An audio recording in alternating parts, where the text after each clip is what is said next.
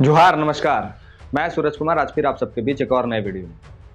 दोस्तों, कल एक घाटशिला के गालूडी में एक घटना घटी जिसमें तारापद महतो जी को गोली मार दी गई। ये वही तारापद महतो हैं जिनके साथ आज से कुछ महीना पहले भी मारपीट किया गया था, लेकिन पुलिस प्रशासन की चुप्पी और पुलिस प्रशासन की लापरवाही ने आज इस व्यक्ति की जान ले ली।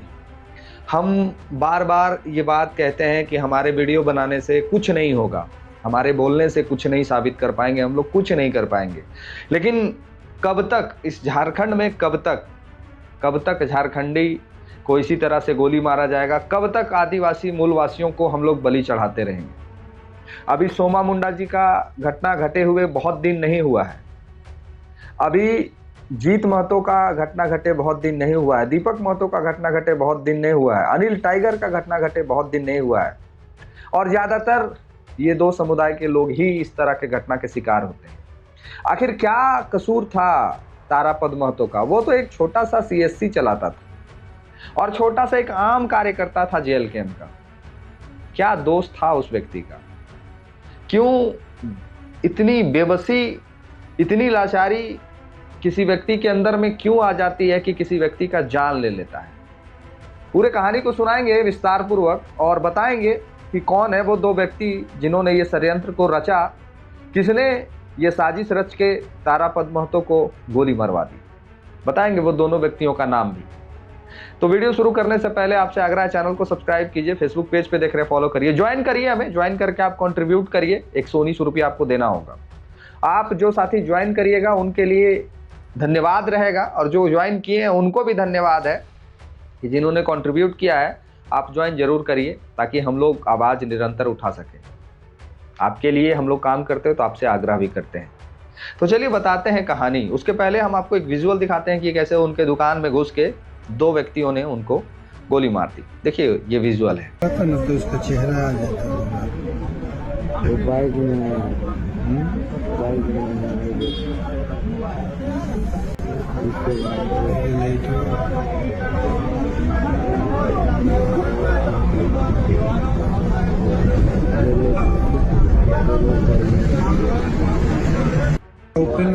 अब ये विजुअल देखने के बाद आपको लग रहा होगा कि एक छोटा सा सीएससी संचालक के साथ में क्या बेबसी और क्या मजबूरी रही होगी कि इस व्यक्ति के साथ में इस तरह का घटना घट जाएगा।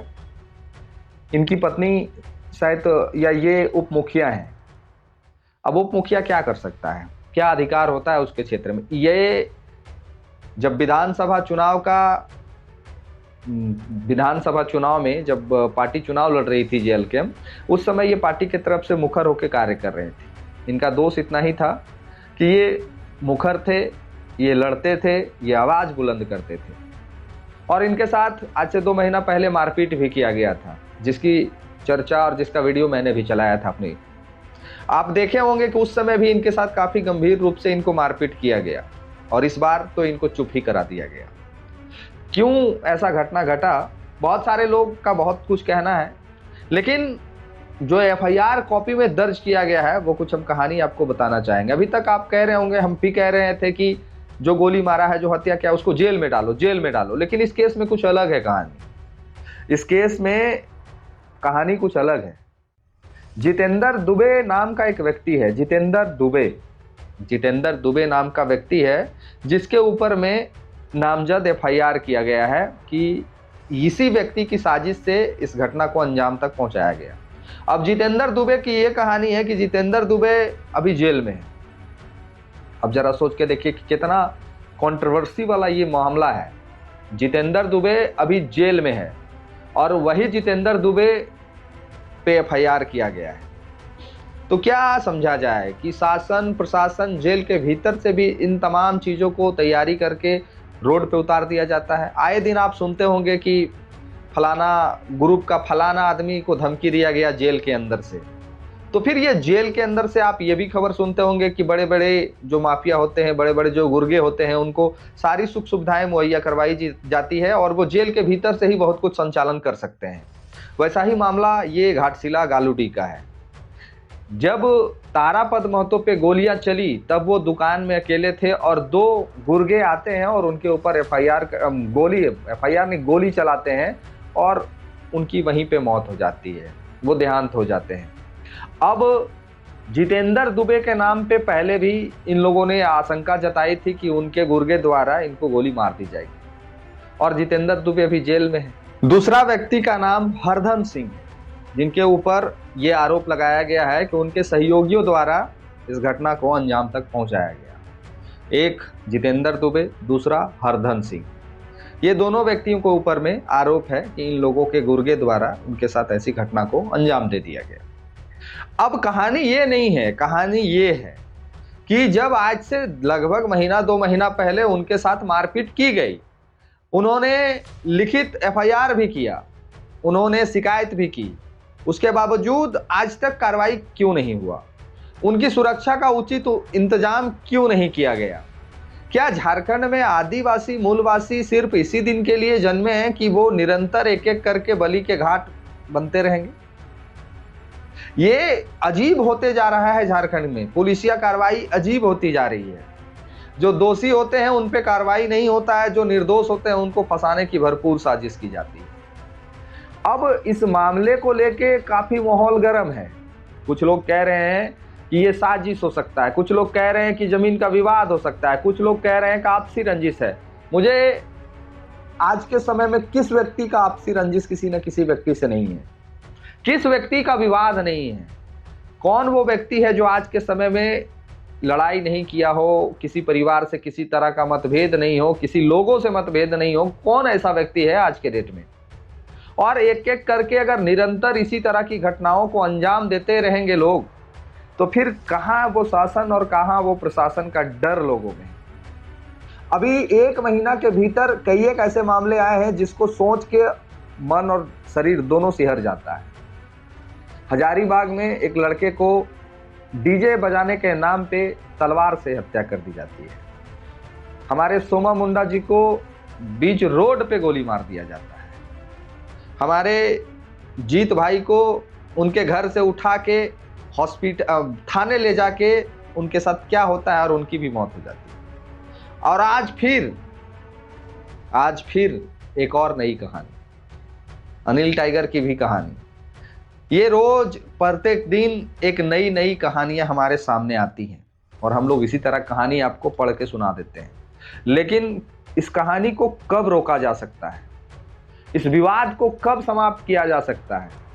इस कहानी को, इस विवाद को रोकने के लिए मैंने पहले भी कहा था और आज फिर कह रहा हूं कि ये सारे विवाद का जड़ वो CNT SPT एक्ट की जमीनें हैं। जब जब आदिवासी मुंह खोलेगा उसके मुंह को मौन कर दिया जाएगा। जब जब कोई कुर्मी समाज का बेटा बोलेगा उसको चुप करा दिया जाएगा। चाहे वो चुप कंपनियों द्वारा होगा, चाहे ये बाहरी लोगों के द्वारा होगा। मुझे पूरा विश्वास है कि ये लोग वहां के नहीं होंगे। ये लोग वहां आए होंगे, अपना वर्चस्व जमाए होंगे और वर्चस्व जमाने के बाद जब तारापद महतो उनके बीच में रोड़ा बन रहे होंगे तो इन्होंने सोचा कि अब उपाय नहीं है, अब इनको चुप करा देना ही मूल उद्देश्य हो सकता है।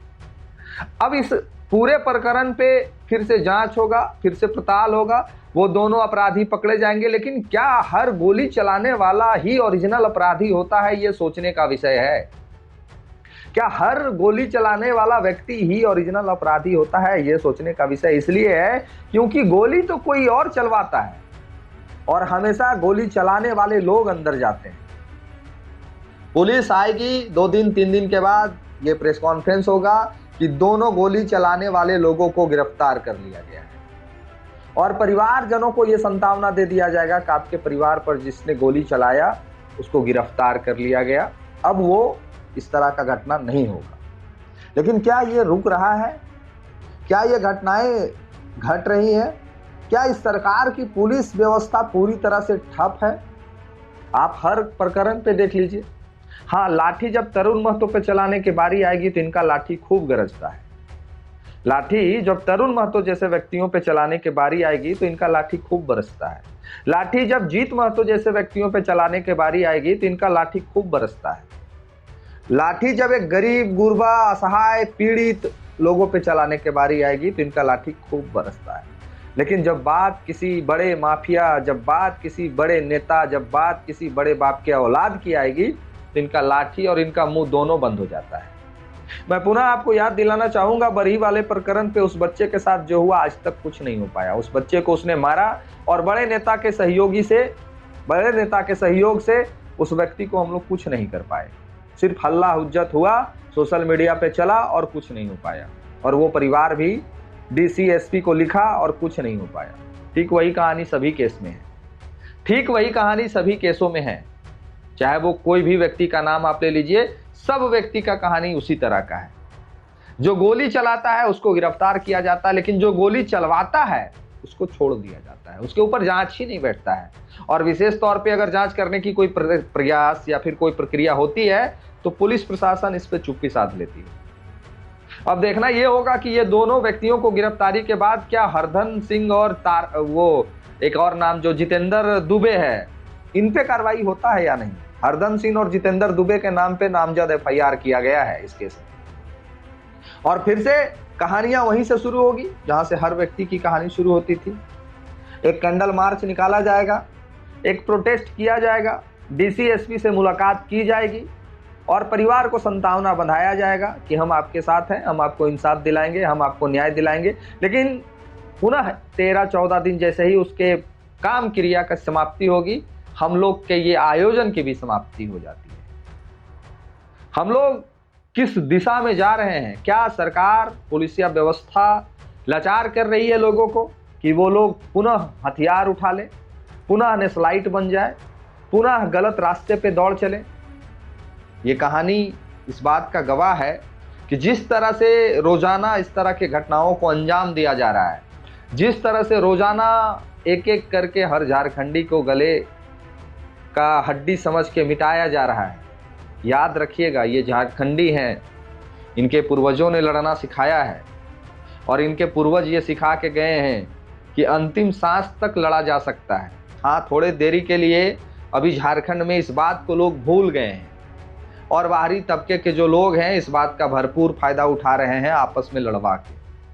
आप कहेंगे हम कि आप गौर करिए कि दो समाज के लोगों को ही इस तरह की जाति प्रताड़ना झेलनी पड़ती है। एक कुर्मी समाज, दूसरा आदिवासी समाज, तीसरा चौथा पांचवा का नाम बहुत कम है नहीं है, हम सो नहीं कह रहे, लेकिन बहुत कम है। जमीन के मामले में ये दो समाज के लोगों को ही बलि उतारा जाता है। अब कौन कौन लोग इसमें न्याय के लिए मांग करेंगे, अब कौन कौन नेता उनके परिवार से मिलने जाएंगे, कौन कौन आश्वासन देंगे और कहानी पुनः समाप्त। कुछ नहीं होता है। जब वो जीवित थे तब तो पुलिसिया कार्रवाई हुई ही नहीं उन लोगों की। आज वो हम सबके बीच नहीं है। एक ढाढ़स बंधाया जाएगा, एक संवेदना व्यक्त की जाएगी और पुनः वही होगा जो सबके साथ होता है। तो हम पूछना चाहते हैं हमारे हेमंत सरकार से, हमारे अबुआ सरकार से, आदिवासी सरकार से कि कब तक आप इस तरह से एक एक करके आदिवासी मूलवासियों की बलि लेते रहेंगे? कब तक आप इस तमाम विषयों पे मुंह पे चुप्पी साधे रहेंगे? कब तक इंतजार करते रहेंगे कि हर दिन एक नया तारापद महतो बने, हर दिन एक नया सोमा मुंडा बने, हर दिन एक नया व्यक्ति सामने आए? आज आपके सामने जीता जागता उदाहरण है कि जब सूर्या हांसदा प्रकरण पे हम लोगों ने आवाज़ उठाई, बोली, उसके बावजूद आज उनके केस की क्या स्थिति है वो किसी से छुपा हुआ नहीं है। तो जब जब आप आवाज़ उठाएंगे, जब जब आप कहेंगे, तब तब आपकी बात को सोशल मीडिया पे रखा जाएगा, आपकी आवाज़ को बुलंद किया जाएगा और पुनः 2-4-10 दिन के भीतर ही वो तमाम प्रकरणों को लोग भूल जाते हैं। और जब भूल जाते हैं तो फिर से एक नई कहानी लिख दी जाती है। अभी देखिए, सोमा मुंडा जी को लेकर रांची शायद बंद करने का आह्वान है, झारखंड बंद करने का आह्वान है। क्या रांची और झारखंड बंद कर देने से हम उस परिवार को इंसाफ दिला देंगे? सरकार को ये बताना चाहिए कि ये कब तक चलेगा और कब तक इन लोगों का मनोबल बढ़ा हुआ रहेगा। ये सरकार को स्पष्टीकरण देना चाहिए सामने आके। लेकिन सरकार इन तमाम विषयों पे कभी कुछ नहीं बोलेगी। आप बोल सकते हैं, जो मुझे देखते हैं, सुनते हैं, आप आवाज़ उठा सकते हैं। आवाज़ उठाइए और पूरी झारखंडी जनमानस एक हो जाइए। आवाज़ उठाइए और पूरा झारखंडी जनमानस एक हो जाइए, तभी उपाय है, तभी रोका जा सकता है। अगर झारखंडी जनमानस कुर्मी आदिवासी करते रहिएगा, याद रखिएगा, कभी सोमा मुंडा तो कभी तारापद महतो बनते रहिएगा। बाकी इस वीडियो को शेयर करके अपनी प्रतिक्रिया जरूर लिखिएगा। मैंने जो बताई है ये वास्तविक चीज़ है और ये दोनों व्यक्ति पे जो नामजद हैं इनको कठोर सजा मिले, उन दोनों व्यक्तियों को भी कठोर सजा मिले जो उनके दुकान में घुस के उनको गोली मारी, और इन 2 व्यक्तियों को तो एकदम कठोर सजा मिले और उसके परिवार को मुआवजा मिले, उसके परिवार और उसके बच्चे को न्याय मिले, ताकि आगे आने वाला जीवन में वो आर्थिक तंगी का मार ना झेल सके। इसके लिए सहयोग सरकार करे, आग्रह है, निवेदन है, और सबको को मिल के इस विषय पे आवाज़ उठाना चाहिए, बोलना चाहिए। इस वीडियो को शेयर जरूर कर दीजिएगा ताकि सारे लोग समझ सके और जान सके। जरूर शेयर करिएगा। जो पहली बार देख रहे हैं सब्सक्राइब कर लीजिएगा। फेसबुक पेज पे अगर देख रहे हैं तो फॉलो कर लीजिएगा। ज्वाइन करके हमें कंट्रीब्यूट जरूर करिए। मिलते हैं किसी और वीडियो में। धन्यवाद। जोहार।